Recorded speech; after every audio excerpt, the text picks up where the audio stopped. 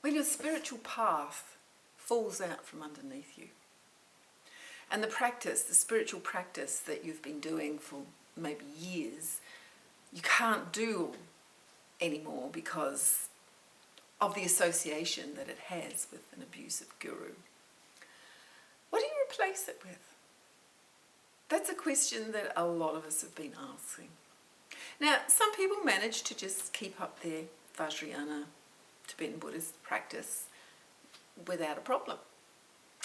But the guru is so integral, so much the core of the Tibetan Buddhist practice that it's very hard to do those practices anymore because you've been trained to think of the guru as part of the practice.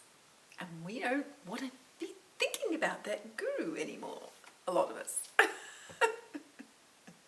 So the big question is, you throw it all away, or maybe you keep some of it, maybe you keep the meditation, I don't know, but it's like, well, we've been doing what we've been told for years in terms of practice. So like, this is the practice you have to do. So you get up in the morning and do your meditation practice, and there are set practices that you've been told to do, so that's what you do. Then it all falls apart because you discover that your guru is an abusive narcissist and that the group you've been part of is basically a cult. So when that happens, suddenly you don't have that framework anymore. That framework of spiritual practice that you used to do every day, so it sort of set a tone for your day, made you aware of the spiritual aspect of life. And, that was great. I mean, that's the purpose of a religion, really, is to give you a framework for your spiritual life and to give you practices that stimulate that spiritual side of yourself, that make you think about spiritual things. So that's gone. So a lot of people turn to nature. Nature is great. So I did that, and I still do that. I now meditate just, looking at the garden rather than looking at a shrine with pictures of deities and gurus on it. And, it's great for just being. And just being without even any sense of meditating has been really good for me too. So it's just like, just go and hang out in the garden and just sit, and you just let everything drop away. And you're basically meditating, but you're not sort of like, now I'm going to meditate. It's just very informal.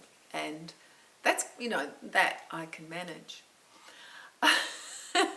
It sounds like, I can just manage that. Anyway. And the other thing is art. There's lots of different kinds of art, obviously. I have a friend who does colouring in, and you can see, they're beautiful. What she does is just gorgeous. And you can see by the results that it's been a meditative process. In colouring in, for instance, when you choose a colour, you're not thinking. You're just doing it instinctively. And then when you're in the process of colouring in, there's no need for thought. It's really a meditation because you just focus on what you're doing. So art's a great way to meditate, basically. A way to meditate without any sense that I'm meditating or I should be doing it this way or that way. Just focus on what I'm doing and I completely bypass my thinking mind. I'm working really with a whole other part of my brain than the thinking brain.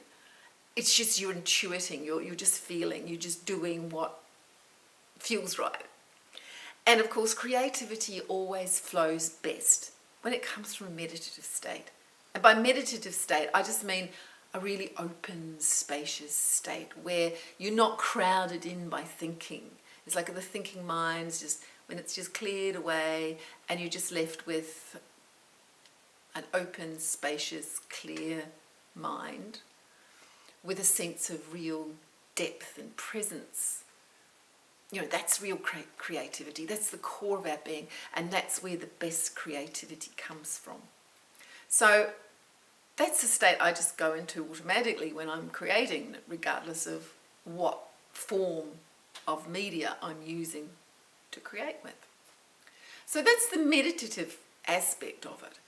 And as you do it, you focus. Like if you're doing shamatha meditation, there's always a focus. So in the art, the focus is what you're doing. And just as with shamatha, you can get to a point where you go beyond any sense of I am focusing on something. The same thing happens in art. When you completely sort of immerse yourself in what you're doing, it's like you're no longer separate to the art that you're creating. It's more just a unity, for want of a better word. Anyway, so that's the meditative part of it. And then once you've done what you've done, then there's the contemplative aspect. So I can then look at what I've done and say, okay, why did I do this? Or what does this mean? What is this saying about me in my present state?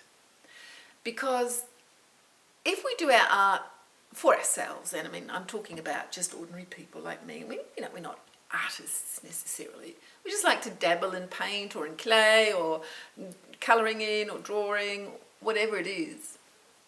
Maybe taking photos, arranging things, decorating hats.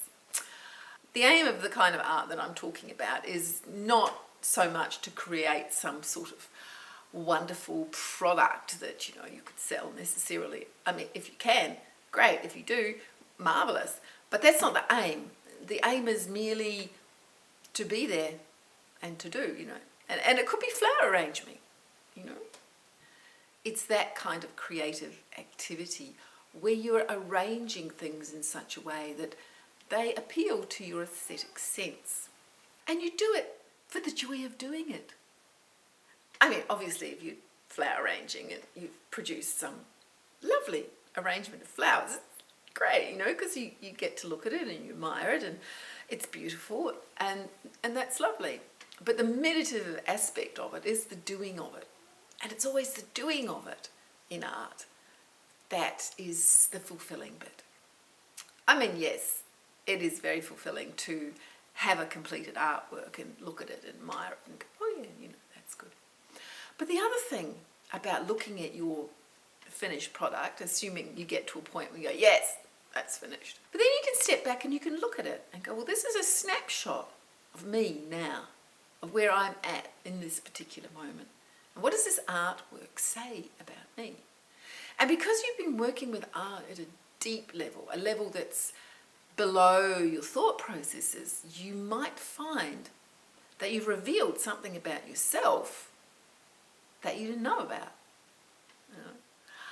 I enjoy collage because you can just, it's arranging, And a lot of my art is arranging. I have a mask and I arrange things on it. Or I have a hat and I arrange things on the hat. So I find arranging things a natural expression of my creativity. I have a studio where I make my masks and decorate my hats, and there's always bits and pieces left over. So for instance, in the making of these COVID masks, there's leftover bits of fabric, there's the metal that goes in above the nose, there's the elastic, there's the interfacing that goes on the inside. And when you're cutting and creating, there's little bits left over.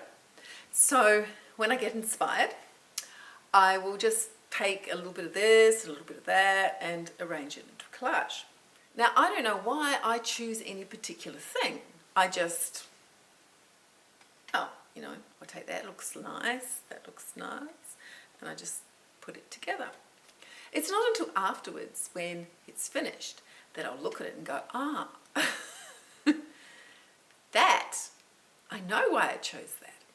And that represents this, or that represents that. It's a bit like looking at a dream, and analysing what that dream is saying to you. And it's kind of like if you've got something that's very ordered, then it shows a very ordered mental state for that particular point in time. If it's all over the place and it's very kind of messy and busy, then maybe that's saying something about your inner state. Anyway, however it is, that's the contemplation aspect of it. So I'm talking about art as meditation and contemplation. So the meditation is while you're doing it and there's no thinking at all. It's just an open, spacious mind state. And then the contemplation is when you contemplate. So you allow your thought processes to come in and you contemplate what it is that you've done. And sometimes that's just like allow a thought to come about it, and then you just sort of sit with that thought and see what else rises, you know. And maybe out of it rises something that you need to deal with. I don't know. There's no prescription here, you know. I'm just sharing what I do. And for me, there's not even really any intention behind it. I mean, it's like making these masks, you know. It's like, why? You know, why do I do this? You know, there's lots of people making masks. Why am I doing it? I started making them for myself because I couldn't find a mask that I actually could wear for very long because they all stick to your nose and, you know, all of that. So that's how I started. But then I just got inspired by the fabric. I mean, look at this.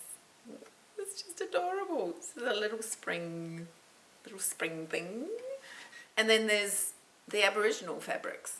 And this is just a couple of them. And they're just so beautiful, you know. When I saw them, I wanted to work with the fabric. Right? So, and again, there was no intention. It was more like I just, you know, I get up in the morning and I just feel to do it. And because I'm trying to live my life trusting in my inner being, trusting these creative urges that's my practice, I guess. So I get up in the morning and I just sort of feel like looking at quilting fabrics online, and I go online and I find something just gorgeous. I just buy a bit. And it's like, why? I don't know why. It's just, that's an expression of me in that moment. So the fabric comes and I get the fabric out and I just want to make a mask. I just want to see it as a mask, because when I buy the fabric, when I'm looking at fabric, it's like I visualize how they might look, you know, and I try and choose fabric that's going to look good as a mask. So when I get the fabric, I just want to make a mask. And there's no real intention to it. It's just following my inspiration, if you like. And so that's what your art's all about. It's just making time for yourself where you've got some materials, whatever it is, crayons, paper, collage bits and pieces, where you're just giving yourself time to just go with your inspiration in the moment. And that allows you to express yourself. And you might go, well, you know, who cares about expressing yourself? But the whole thing is that when you express yourself from this deep space, and then you look at what you produced, you learn about yourself. And you learn through the process of doing this, of being in this creative space. It's a spiritual space. It's the same as meditation. It's just a different way of working with the same kind of mental space. And it gives you space. It gives you space from the world, from your problems, from the overriding anxiety that I think a lot of us are living with because of the world situation. So here's one of my collages, and this is just a COVID mask here that I started with. And this mask is on this side, that's the natural world there. So there's a jewel here and a beautiful leaf, and the black flower shows it's still blossoming, but it's a little bit unwell, our natural world. And over here we have time flying for the world. We're running out of time. And here's COVID, connected to time running out for the world and the natural world. So I started with that, decorating that. So this is mask making materials. Okay, so this is a business card for Aboriginal fabric, which we've got some down here, and it's water, so that represents the emotions like seething underneath the COVID, and that's all the feelings that people have got and all the difficulties people are going through. It's my business card, which I write on the back of, made with love and best wishes for your excellent health. when I send out a mask. These are the stamps I send, the metal bits that go inside. This is the packaging for the N95 mask. And up here we have the sunshine. And that's made of a little bit of Aboriginal fabric in the middle. And these little spiky bits are from the interfacing that I put inside the masks. And the round bit there, that's a hair tie, which the first lot of masks that I made, I used the hair ties as the elastic. And then this lovely blue sky here, this is sparkly blue sky, that's the blue sky, you know, it's always there. That's the space that's always there behind whatever's going on in our world. And and this piece of stuff came to me with a piece of fabric. So one of the lovely ladies that I bought the fabric from, when she posted it to me, she posted it with this inside it. You won't always be able to sort of say, you know, quite so clearly, this is this and this is what it means. With some collages, you know, you'll just look at it and you won't know what the hell it is, and that's fine. It's fine, you know, it doesn't have to come to you in words or anything. In this case, it's obvious really what all of these things are about, but in many cases your contemplation of your artwork will be quite spacious, and maybe no thoughts will come at all. Maybe just a feeling will come. It doesn't matter. It's just a process of creating your art in a meditative space, and then just looking at it and allowing whatever is inspired by your artwork to arise in you, and you look at it and examine it. And, you know, when I examine this, I just go, well, you know, that's that's my COVID experience so far in the moment. Of course, our greatest artwork is our life. Everything we do is a choice. That means we're creating all the time. Every time we decide to do this, or we decide to do that, we decide to dance around, whatever. So you can create your life in the same way as you create a collage or a bunch of flowers, by doing it in a meditative way and by giving yourself some time to contemplate the results of your creativity, your life. That's what I try and do. Live my life as a conscious creator. How's it working out for me? Not too bad, actually. I have a good life. I have no complaints.